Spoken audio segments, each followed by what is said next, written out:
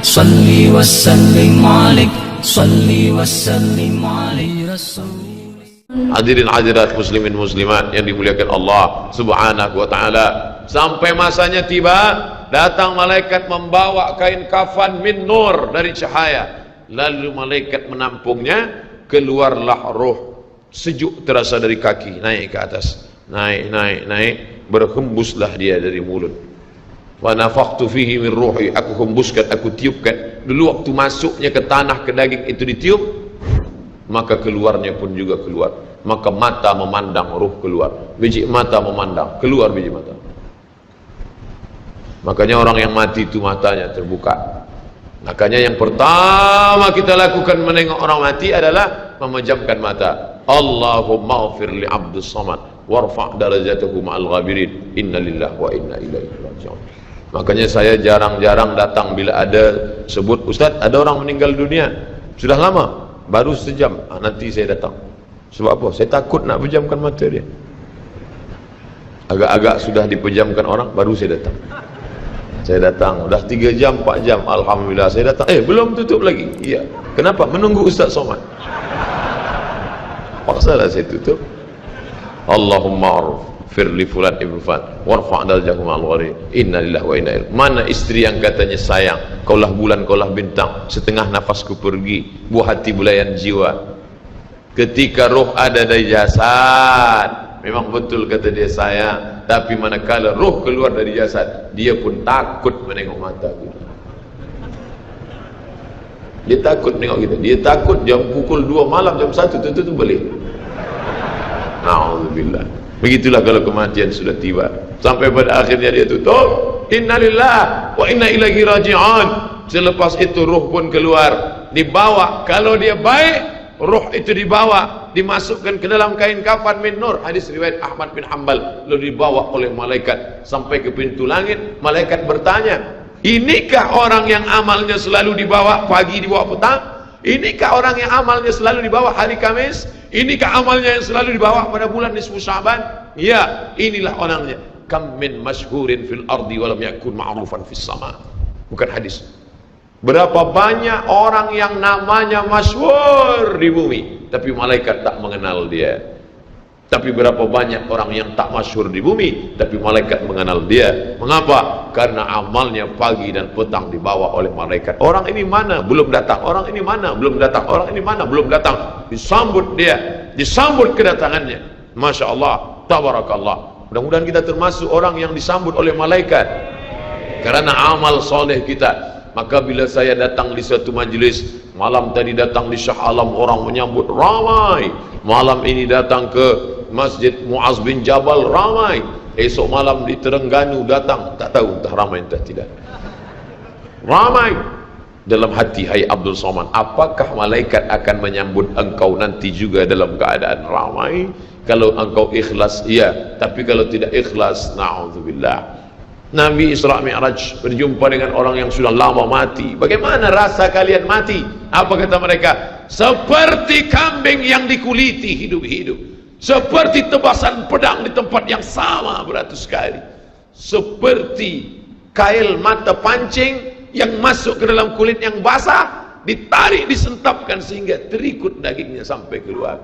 Makanya selalu kita berdoa, Allahumma hawwin alaina fi sakaratil maut, taubatan qabla al maut, taubat sebelum mati, wa rahmatan indal maut, dapat rahmat ketika mati, wa maghfiratan ba'dal maut, mendapatkan ampunan sebelum mati. Allahumma hawwin alaina fi sakaratil maut.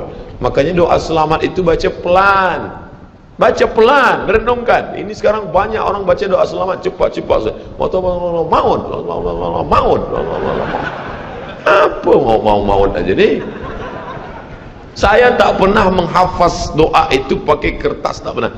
Wa taubatan qablal maut, wa rahmatan indal maut, wa maghfiratan, belum pernah. Kenapa Ustaz boleh hafaz? Sebab dulu dibawa oleh ayah, dibawa oleh bunda, dibawa dalam acara tahlil, dibawa dalam kenduri orang mati, dibawa. Tiap hari telinga mendengar Tuan Imam membaca pelan, maka kita ingat. Wa taubatan qablal maut, wa rahmatan indal maut. Anak-anak kita ini walaupun mereka lari sana sembang sini, tapi telinga mereka mendengar. Dan anak-anak ini hafaz. Kadang anak hafaz, ibu bapa tak hafaz. Sebab apa? Sebab dia golden age, usia emas. Mereka hebat, mereka kuat ingatannya, menangkap hafazan itu begitu kuat. Maka kita ajarkan mereka doa itu pelan-pelan. Sebab bila kita ajar kuat-kuat, mereka balik, dia panggil, ibunda dia panggil, cuba engkau baca apa doa tadi? Allah maut, Allah maut. Apa mau aja ni? Sebab di Iraq banyak orang mati, sebab di Suriah banyak orang mati, di Palestin banyak orang mati, di Rohingya banyak orang mati. Padahal maknanya amat sangat dalam. Allahumma hawwin alaina, ringankan kami fi sakaratil maut. Tidak ada gunanya amal banyak kalau tidak selamat dalam sakaratul maut. Makanya kita selalu minta kepada Allah, Allahumma khtim lana bi husnil khatimah wa la takhtim alaina bi su'il khatimah. Allahumma ja'al akhir kalamina, jadikan akhir kalam kami inda tihai ajalina, ketika ajal kami sampai, jadikan akhir kalam kami yang terakhir keluar dari mulut kami qaula la ilaha illallah Muhammadur Rasulullah. Allahu Akbar. Biasa orang takbir ini nak pergi perang, menghadapi sakaratul maut penting juga takbir. Sebab di situ banyak segala macam godaan-godaan. Datang syaitan membawa air, katanya menjelang sakaratul maut itu haus, panas, haus, maka datang syaitan membawa air. Engkau sebut nama aku bagi air. Mau? Kata dia. Mau? Engkau mau? Sebut nama aku. Tapi bila iman kita kuat, maka dia tidak akan mampu untuk menggoda kita. Sampai kapan syaitan tak pernah berputus asa? Sampai bila? La atiyannahum min baini aydihim, aku datang dari hadapan, wa min khalfihim, aku datang dari belakang, wa an aymanihim, aku datang dari kanan, wa an syama'ilihim, aku datang dari kiri. Datang dia, datang dari hadapan, datang dari belakang, datang dari kanan, datang dari kiri. Oleh sebab itu yang banyak tuan-tuan yang ada berada di sini, orang berzikir semua, subhanallah, subhanallah, subhanallah. Kenapa? Dengan zikir itu maka larilah jin-jin setan yang ingin mengganggu. La'uwiyannahum, aku akan goda mereka, aku akan sesatkan mereka. Berapa lama? Madamat arwahuhum fi ajsadihim, selama ruh ada dalam jasad, aku tak akan pernah berhenti sampai akhir keluar jasadnya dalam keadaan mati, tidak menyebut Allah Subhanahu wa taala. Itulah punca mereka. Makanya kita selalu berzikir. Esok pagi terjaga dari tidur automatically, kerana kita sudah programkan di kepala kita, manakala terbuka, alhamdulillahilladzi ahyana ba'da ma amatana wa ilaihi nusyur. Selapar-laparnya orang beriman, manakala dia tengok makanan, terus saja dia ingat Allah. Allahumma barik lana fi ma razaqtana wa qina azabannar. Tapi ada setengah umat Islam, bila dah kenyang saja baru ingat Allah. Alhamdulillah.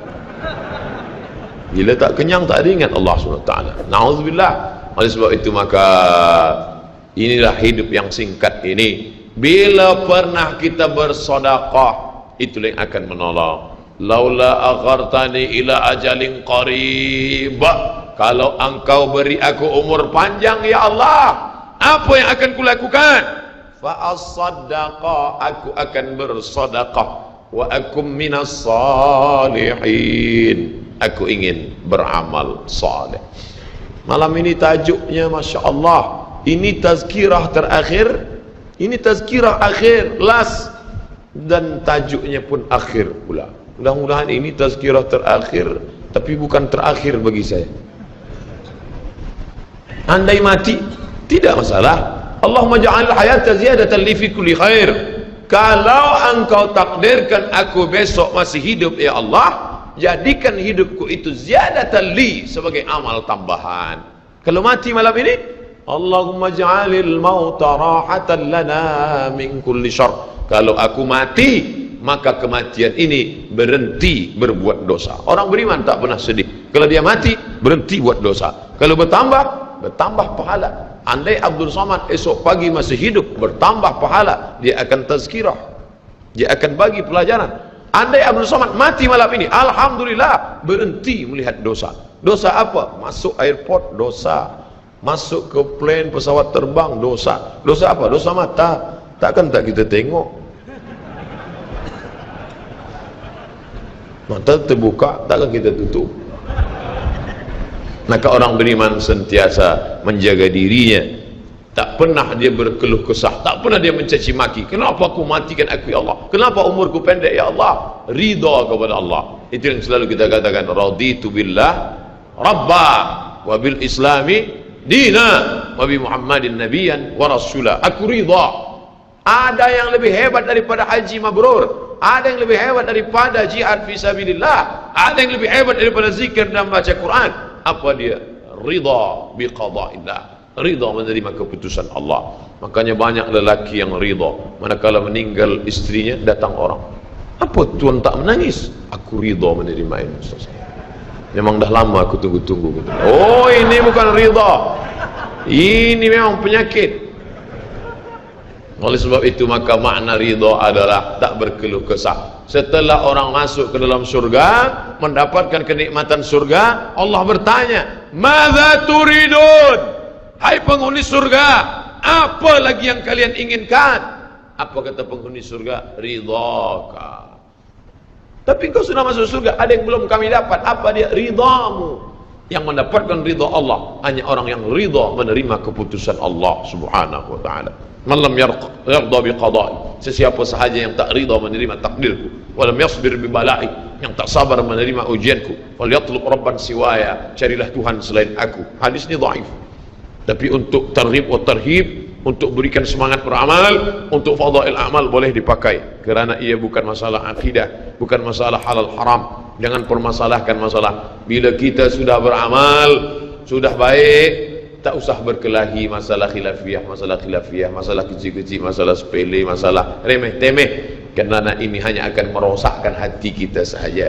Berapa banyak hati rosak disebabkan masalah-masalah. Assalamualaikum warahmatullahi, Assalamualaikum warahmatullahi. Apa salam-salam ni? Padahal hati sedang lembut. Selama ini dia berzina, selama ini dia minum khamar, selama ini dia mabuk, tak ada pernah orang marahkan dia. Tiba-tiba dia dah taubat, dia masuk masjid, Assalamualaikum warahmatullahi, Assalamualaikum warahmatullahi. Dia nak salaman, apa salam-salam? Tak boleh salam selepas sembahyang. Ini bid'ah, wa kullu bid'atin dhalalah, wa kullu dhalalatin finnar. Kata dia dalam hati, aku mabuk 20 tahun, tak ada orang bagi tahu mabuk tu haram. Ini aku dah taubat, salam kau kata ramah. Ha, kata dia. Dia tinju. Bila sebelum sembahyang tadi belum ada bersalaman, selepas sembahyang baru bersalaman, hukumnya sunnah, mustahab, dianjurkan, disukai, kata Imam Nawawi. Belum sembahyang tadi tak ada salam, sebab dia lambat. Allahu Akbar. Lepas sembahyang dia salam, mustahab, dianjurkan, baik, tak salah. Bila sebelum sembahyang tadi sudah bersalaman, salam haji, salam datuk, salam tuan, masuk ke masjid, selepas sembahyang dia salam balik, mubah, tak jadi masalah. Yang tak boleh dalam sembahyang bersalaman, itu tak boleh. Datuk sehat, itu tak boleh. Oleh sebab itu mari kita jaga hati kita yang dah baik, yang dah elok ni, jangan dirosakkan hanya kerana masalah-masalah kecil, masalah-masalah khilafiyah. Melunakkan hati. Kayu patah boleh disambung, kaca retak boleh direkat, tapi hati rosak, kemana obat akan dicari. Oleh sebab itu memperbaiki dengan akhlak. Al-adab fawqal ilmi, adab lebih tinggi daripada ilmu. Tak ada guna banyak ilmu, banyak kaji banyak, tapi menyakitkan hati orang. Ada yang lebih hebat daripada ilmu. Apa dia? Adab. Al-adab fawqal ilmi.